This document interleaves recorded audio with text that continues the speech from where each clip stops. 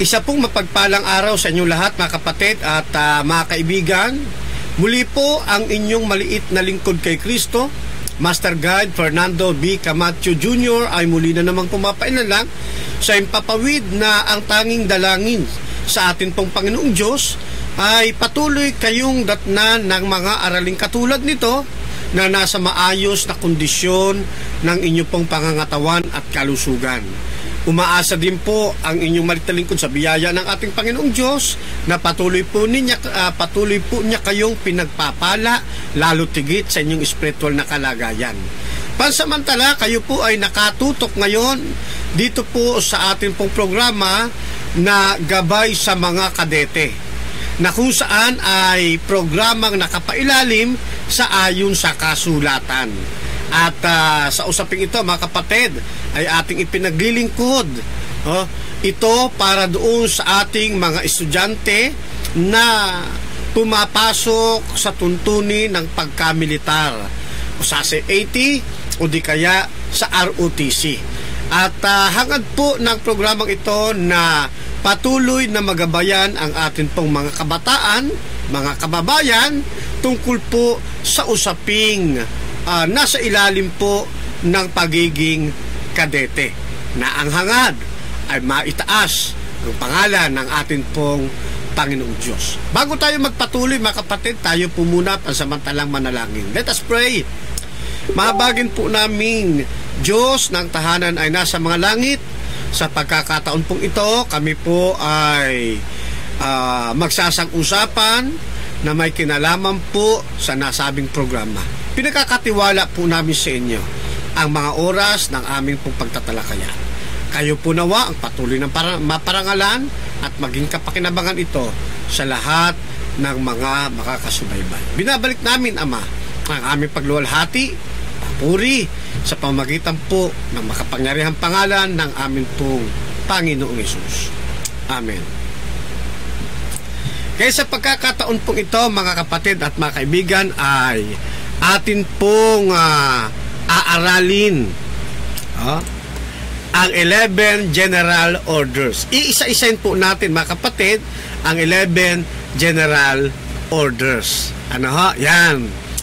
Na ang usapin pong ito ay mayroong malaking kinalaman sa pagiging mahusay na kadete. Mapa ROTC, mapa CAT, o di kaya ay sa pagiging guard, o sa anumang nasasangkot sa usaping pangkadete. Tandaan natin, ang 11 General Orders ay isa pong set ng mga utos o mga batas na sinusunod ng sino mang kadete sa ilalim po ng disiplina militar. Ayan, So para po maunawaan po ninyo yung atin pong binabanggit. Now, ano ang General Orders number 1 doon sa 11 General Orders? Ganito po ang ating mababasa diyan po sa unang numero ng 11 General Orders. Sabi rito, to take charge of this post and all government property in view. Ano po ang nilalaman ng usaping ito? Ayan, At papaano tayo iginaguide ng General Orders number 1 para tayo'y maging mabuting mga ehemplo ng ating mga kababayan. Ayan, Dito po sa usaping ito na sinasabing to take charge of this post and all government property in views, tumutukoy sa pangangasiwa o dapat daw pangasiwaan ng buong husay yaong pangangalaga ng puok o di kaya'y kumpanya na binabantayan, pati na yung lahat ng mga ari-arian. Ibig sabihin, kinakailangan po palang ang isang masasangkot sa pangangalaga ng puok o lugar o di kaya'y kumpanya na kanya pong pinagtatanuran. Lahat ng naroroon kasama po ng mga ari-arian ito, magiging responsible o responsable tayong tagapangalaga ng ating pong binabantayan. At sa lahat po ng nasasakupan ng ating pong puok o kumpanya na yon na binabantayan. Sa makatwid, kailangang tiyakin ng isang tagapagbantay, ng isang na-assign, dapat tiyakin na yung lugar ay maging maayos ang kondisyon, maging ang mga kagamitan dapat hindi po mawawala, maayos ang ba yan?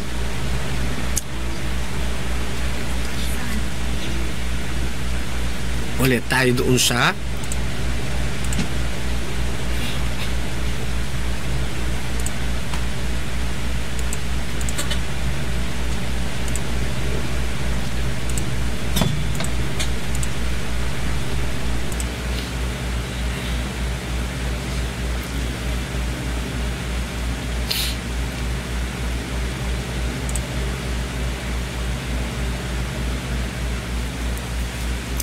ano po ang ibig sabihin ng mga taguring ito? Yan, matapos nating mabasa, matapos nating makita na ang 11 General Orders number 1 ay itinuturo tayo na ang isang tagapangasiwa dapat gampanan niya ng buong husay. Mali yata to take charge. Dapat pangasiwaan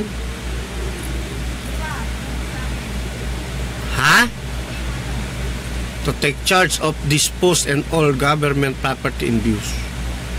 Sige, take two. Dito na ako.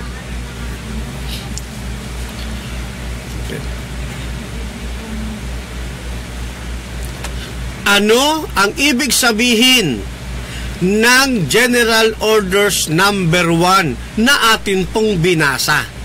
Sinasabi rito na pangasiwaan di umano ng buong husay ang pangangalaga ng puok o kumpanyang binabantayan, kasama na po rito yung lahat nitong mga ari-arian o mga gamit. Yan, o lahat ng naroroon.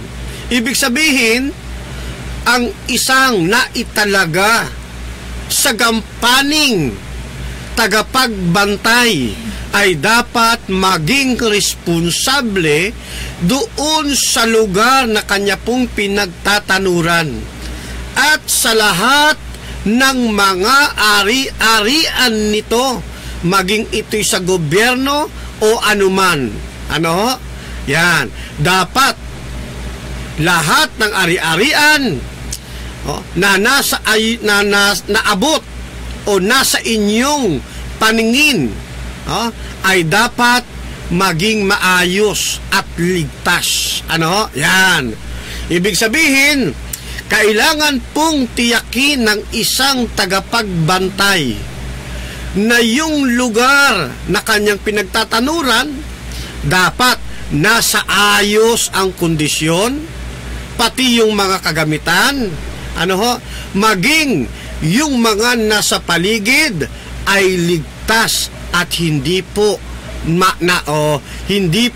naaabala. Kaya alam ho ninyo, ang pagkuha ng pananagutan bilang isang tagapagbantay, hindi ho biro, mga kaibigan, mga kapatid. Kapag tayo po'y na-assign sa lugar na kung saan tayo ilalagay, kailangan nating maging responsable. Hindi dito po pwede papetiks-petiks, mga kapatid at mga kaibigan. Kasi isa itong pananagutan natin. Isang pananagutan ito ng tagapagbantay kapag ka nawala yung mga gamit o di kaya yung kanyang pinagtatanuran ay hindi naging maayos. No? Kaya kapag binigyan ho kayo, mga kaibigan, ng tungkulin, nabantayan yung isang lugar na yon, mapagobyerno man yan o non-government, hospital man, ano pa ba yan, paaralan man, establishmento man, o ano man, saan mang lugar, no, na tayo ay may assign, dapat maging maayos tayo at maging responsable. Responsibilidad po ng isang tagapagbantay na maging maayos ang lahat ng bagay sa kanya pong pinagtatanuran. Sapagkat kapag ka nagkaroon ng halimbawa mayroong nawala sa iyong pinagtatanuran, o di kaya'y may mga nasira sa panahon ng iyong pag-duty, yan po ay pananagutan po ninyo, mga kapatid, mga kaibigan. Kaya dapat pangalagaan nating mabuti lahat ng ating gampanin. Yan. Kaya kasama yung lugar, iingatan natin, walang makapasok na kung sino-sino nang hindi natin nalalaman kasi nga sa atin po yun inassign. Hindi pwedeng pag ikaw na naka-assign, magpapapasok ka ng mga tropa mo dyan sa lugar na yan. Abay, hindi po. Hindi rin po pwede na kapag ikaw na ang naka-assign, tutulog-tulog ka po sa pansitan. Baka mayroong pumasok at may mga magnanakaw at mawala ang mga gamit. Nakay, pananagutan ho ninyo yan, mga kapatid, mga kaibigan. Kaya time to time, ang isang tagapagbantay ay dapat magkaroon ng regular na pagmo-monitor, pagra-round robing sa kanyang lugar na binabantayan o pinangangasiwaan upang matiyak niya yung kapanatagan, yung kaayusan ng kanyang pinagtatanuran. So maliwanag po, mga kapatid, sa ganitong paraan, makakasiguro tayo na maingatan natin ng husto yung lupain man yan, yung establishmento man yan, kasama ng mga ari-ariang ito na walang mawawala, walang masisira sa panahon ng ating pagka-duty. Yan. Kasi nagkakaroon tayo ng regular na pagra-round robing at pagmo-monitor sa mga ito. Yan. At ang maganda nga niyan, mga kaibigan, mga kapatid, kung kayo na-assign dito sa gampaning ito, every 1 hour talagang dapat kayo po ay umiikot. Nagche-check kayo doon sa mga hangganan ng inyo pong binabantayan. Yan, tapos magkakaroon kayo ng logbook na doon ninyo itatala anong oras kayo nag-round robing, anong oras kayo nagkaroon ng pagmomonitor. Yan. At kung mayroon kayong napansin, dapat nakatala din doon sa remarks. Yan. So, ganyan po natin pananatilihin malinis ang atin pong trabaho. Yeah. Sa madaling salita, ang General Orders number 1 ay nagtuturo sa atin na maging maingat, maging responsable sa tungkuling iniatang sa atin, na dito'y tinitiyak natin ng lahat ng bagay ay ligtas at nasa kondisyon at maayos. Yan ang kagandahan, mga kapatid, mga kaibigan. Ngayon, sa isang talata ng banal na kasulatan, ganito ang ating mababasa tungkol dito sa atin pong pinag-uusapan. Buhat sa unang Korinto, Kapitulo 4, talata ay 2. Ang sabi ng banal na kasulatan, gayon din naman, ang mga katiwala, kinakailangang maging matapat. Napakalinaw, yun pong mga katiwala, dapat daw maging matapat. Ha? Yan. At napakasarap na isipin na kapag tayo napapag-usapan ng mga nakatataas sa atin, o di kaya'y ng mga kalibel natin o nakabababa sa atin, ng ranggo, ay pinag-uusapan tayo sa maayos na paraan. At maririnig natin o mababalitaan natin, kinikilala tayo bilang mga tapat na katiwala. Di ba't masarap isipin yung ganyan, mga kapatid? Yan. Kaya nga, tayong mga tagapangasiwa, tagapagbantay, mga katiwala na na-assign doon sa tungkuling ito, yan, dapat ay magiging maayos, tapat tayo sa ating tungkulin. Tapat tayo sa ating tungkulin. Kasi ito yung gampaning ipinagkaloob sa atin ngayon, isa pang talata. Buhat sa aklat ng Lucas, Kapitulo 16, talata 10, mababanaag po ninyo ang napakagandang tuntunin. Ang mapagtapat sa kakaunti ay mapagtapat din naman sa marami. At ang di matuwid sa kakaunti ay di rin naman matuwid sa marami. Papaano tayo patuloy na pagpapalain ng ating Panginoon Diyos? Kung hindi tayo tapat, di ba? Kailangan nating maging tapat, mga kapatid.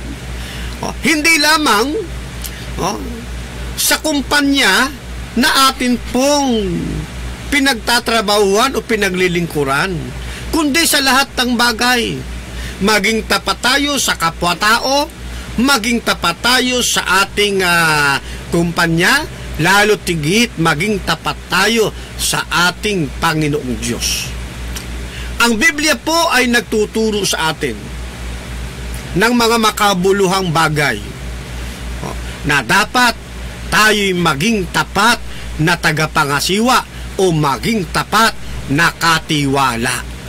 Kaya yung General Orders number 1, napakaganda po, mga kaibigan, mga kapatid. Tinuturuan tayo kung paano tayo kikilos kapag tayo na-assign doon sa mga ganong tuntunin. Yan, At sana po'y naunawaan ninyo kahit papaano yun pong General Orders number 1. Bago natin tapusin ang atin pong unang bahagi, nais kong muling ipaalala sa inyo at basahin uli natin ang General Orders number 1. Ano ang sabi? To take charge of this post and all government property in view. Pangasiwaan natin ng buong husay ang pangangalaga ng puok o kumpanyang ating binabantayan, pati na ang lahat ng mga ari-arian nito. Dapat po tayong maging responsable at maging tapat na mga katiwala.